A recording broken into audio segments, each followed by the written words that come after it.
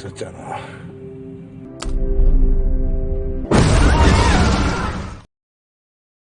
한둘이 아닌가 봐.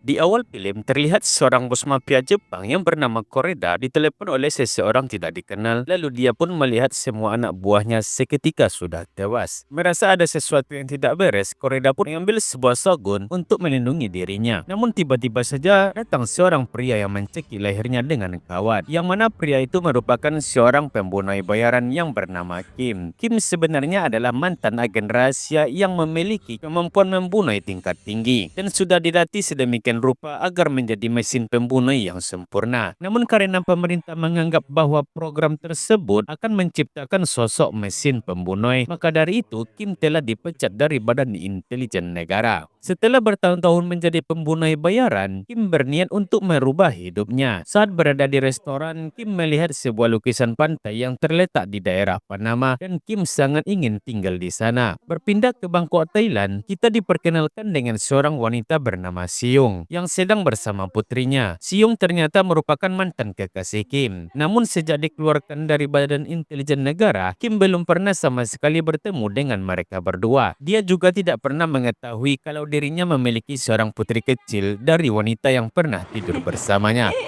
Ketika anaknya pulang sekolah, anaknya diculik oleh seorang wanita Korea yang tinggal di Thailand. Hal tersebut membuat Siung mencoba untuk menghubungi Kim melalui mantan atasannya dulu. Namun karena Kim menganggap bahwa itu sudah masa lalu, Kim pun menitip pesan untuk jangan menghubunginya lagi dan katakan bahwa dirinya sudah meninggal. Kemudian Siung melaporkan kejadian ini ke kepolisian Thailand. Namun karena sudah banyak sekali kasus penculikan yang terjadi, mereka hanya bisa menyebarkan poster orang hilang tanpa bisa memecahkan satu kasus pun. Tidak lama kemudian, Siung mendapat telepon dari seorang pria yang mengaku telah menemukan anaknya. Siung pun bergegas ke tempat tersebut tanpa ia ketahui bahwa itu adalah sebuah jebakan.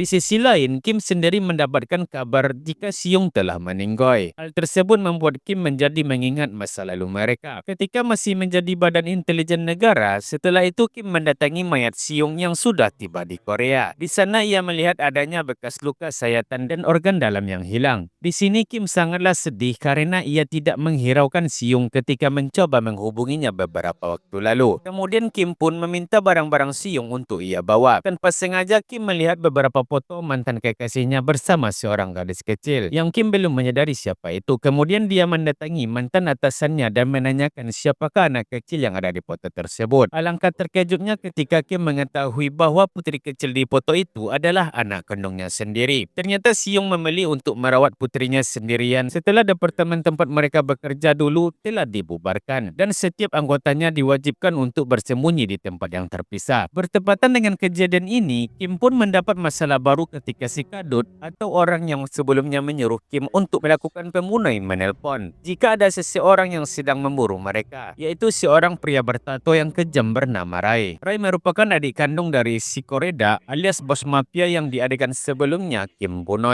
Sehingga Rai pun memutuskan untuk membalas dendam dengan membunuh semua orang yang terlibat dengan kematian kakaknya. Lalu si Kadut pun terlihat akan pergi. Namun naas, tiba-tiba mobil Kadut pun ditabrak oleh Rai dan dia berhasil ditangkap.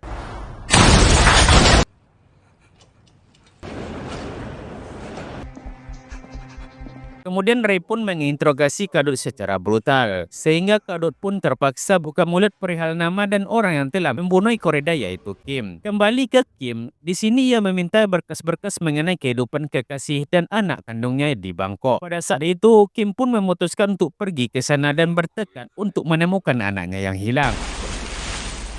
Namun tanpa Kim sadari, ternyata Rai juga berhasil mendapatkan informasi yang sama mengenai masa lalu Kim bersama mantan atasannya termasuk putri kecilnya yang hilang. Rai bertujuan untuk membunuh semua orang yang ada hubungannya dengan Kim.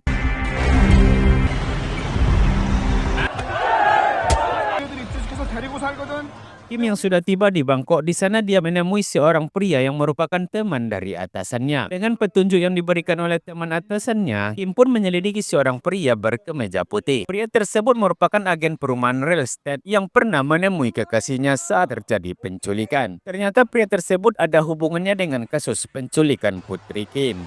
Tak lama dari itu, Kim pun berhasil menangkap pria tersebut di dalam mobil. Di sini Kim menginterogasi dan memotong salah satu ibu jari dengan sangat sadis. Pria tersebut pun akhirnya buka mulut bahwa dirinya telah dibayar untuk mengalihkan perhatian mantan kekasih Kim, agar saat anaknya pulang sekolah si penculik bisa leluasa untuk menculik putrinya. Di sisi lain, Ray ternyata bergerak lebih cepat dengan lebih dulu berhasil mengetahui wajah penculik tersebut. Namun ternyata ia telah dijebak oleh beberapa preman Bangkok. Tetapi mereka telah salah besar karena menganggap Ray ini adalah manusia biasa.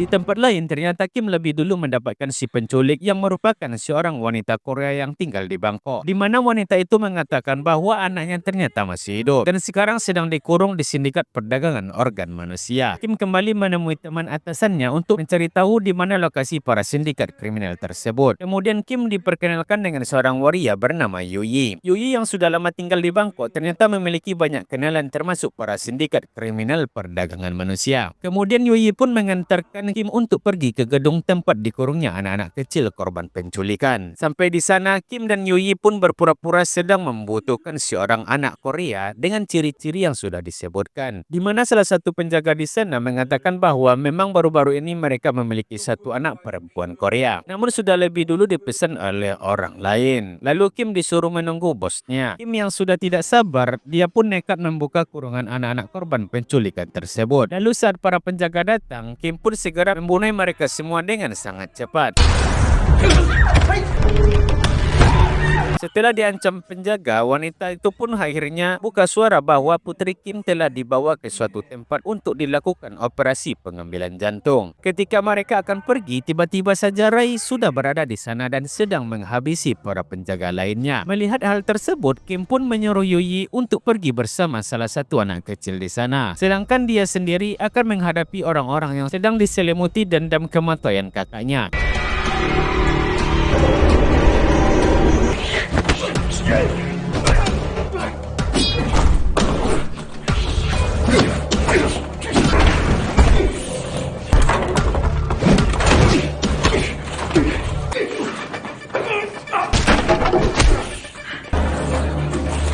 Di tengah pertarungan itu, Kim berhasil lolos dari si Ray karena Kim sendiri sedang tidak mood untuk berkelahi.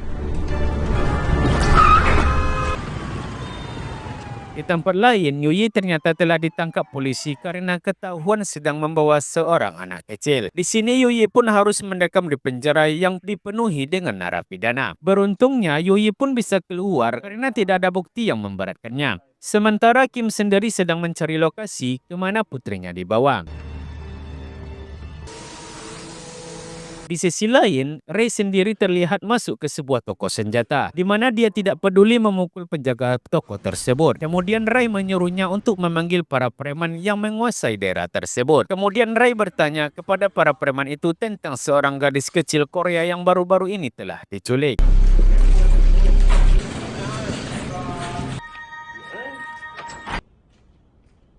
Kembali ke Kim yang sudah tiba di gedung tempat putrinya dikurung, terlihat putri Kim akan dibawa pergi ke suatu tempat. Tanpa pikir panjang, Kim pun mengejar mereka.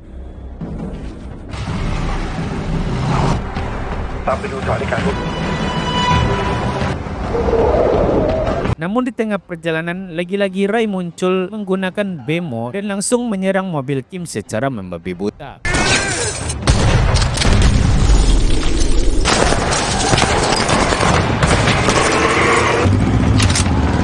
Kim pun berbalik arah, namun dirinya malah dihalangi oleh para polisi yang akan menangkapnya atas kasus pembunuhan di gedung kemarin. Beruntungnya Ray pun datang dan tanpa sengaja Ray telah membantu Kim untuk segera pergi menyelamatkan anaknya.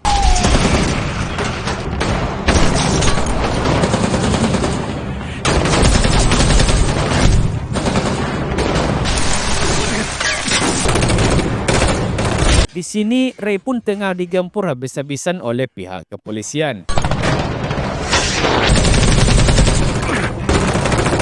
Namun dengan beberapa granat yang dia bawa, Ray berhasil meluluhlantakkan pasukan tersebut sampai benar-benar tak berdaya.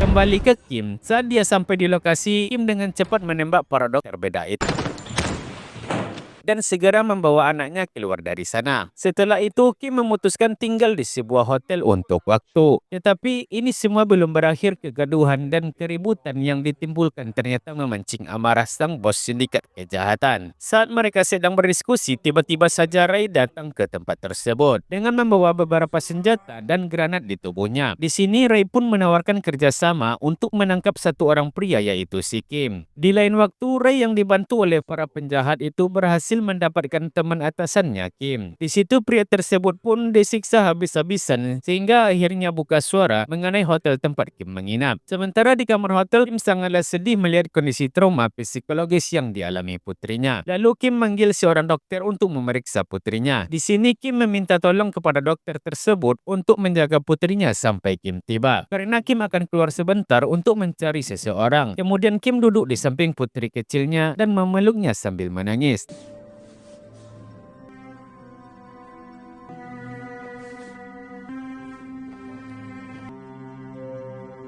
Setelah itu, Kim segera pergi keluar untuk menemui seseorang yang bisa membawa putrinya pergi dari Bangkok. Saat Kim kembali ke hotel, di situ sudah ada para penjahat yang menunggunya.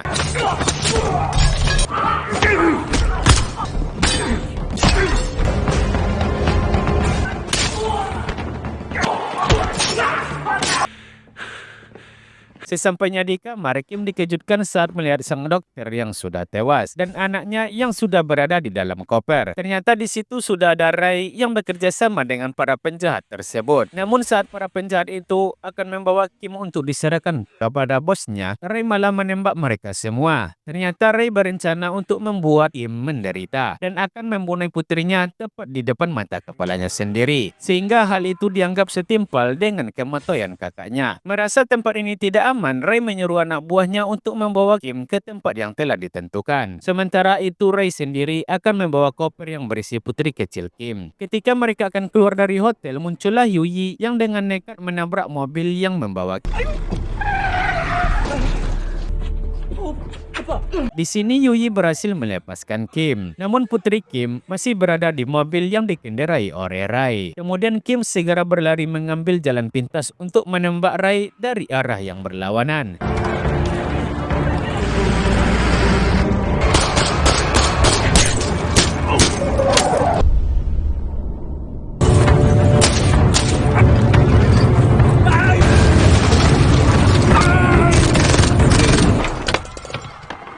Saat Kim berusaha untuk mengeluarkan putrinya dari koper tersebut, Ray berhasil menikam Kim di bagian perut. Namun dengan satu granat yang Kim jatuhkan, mobil itu pun terbalik.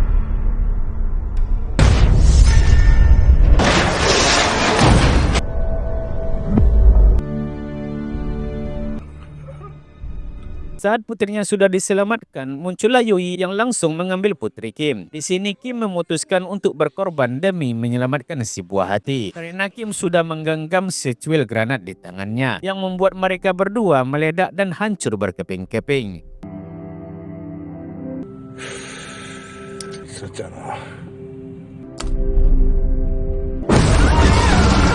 Di lain waktu, ternyata Yui telah dititipkan uang oleh Kim dan dia diberi wasiat untuk merawat putrinya. Kemudian Yui dan si putri kecil pun itu pergi ke Panama sesuai keinginan Kim di awal film tadi dan film pun berakhir.